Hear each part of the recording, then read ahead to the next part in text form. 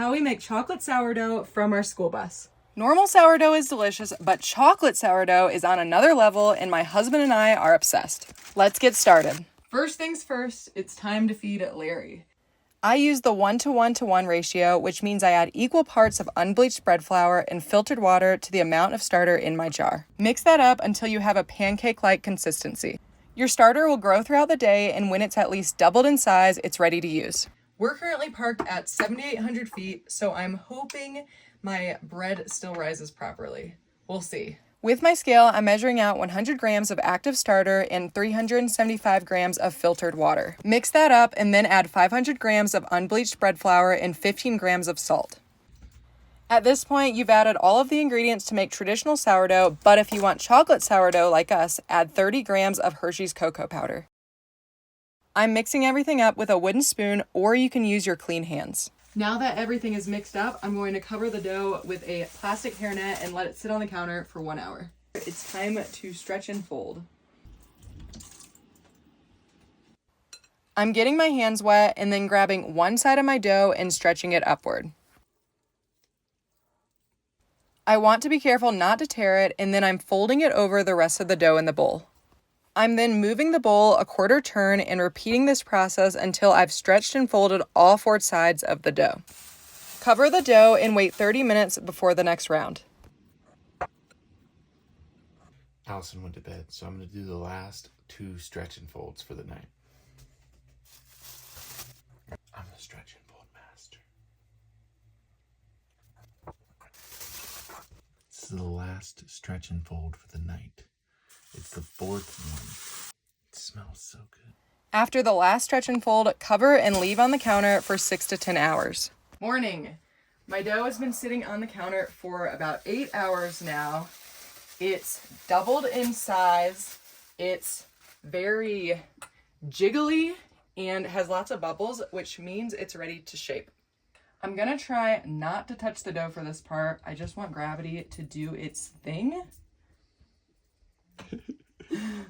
The most challenging part about living in a school bus is we are constantly changing environments. Sometimes it's really humid, sometimes it's really dry, sometimes it's really cold, and that can make the process extremely frustrating.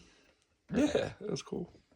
My goal is to form this into a long rectangle. I don't want to stretch it too much. I don't want to break it, but just want to stretch it out a little bit into a nice rectangle. For today's inclusion, I'm going to be adding some chocolate chips to spice it up. So I'm just going to add those into the middle, and I'm going to fold my dough over, starting with this side. And then same thing with this side, fold it over into the middle. And then I'm going to roll it up.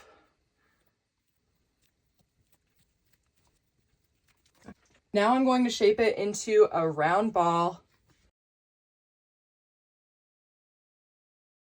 I'm going to add a little bit of rice flour to the top.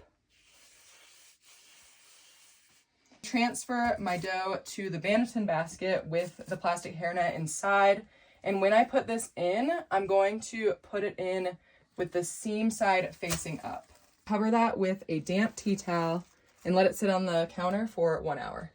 Our dough has been sitting on the counter for about 1 hour, so now we're going to transfer it to the fridge.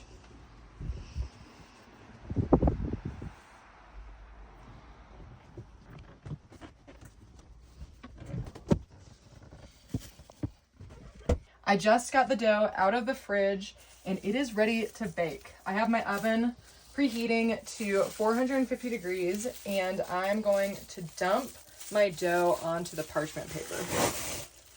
Ooh, perfect. I'm going to sprinkle a little bit of rice flour on top of my dough. Next, I'm going to score my dough, and this part is always a little terrifying.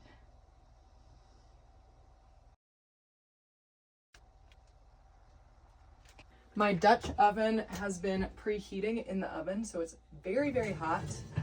Ooh, almost dropped it. I'm going to place my dough inside the Dutch oven with the parchment paper.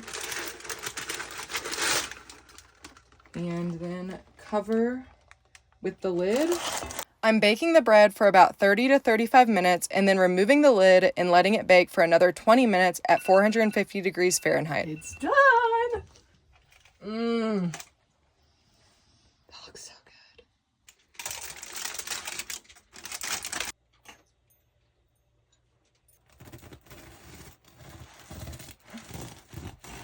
Oh, that looks so good. Cheers.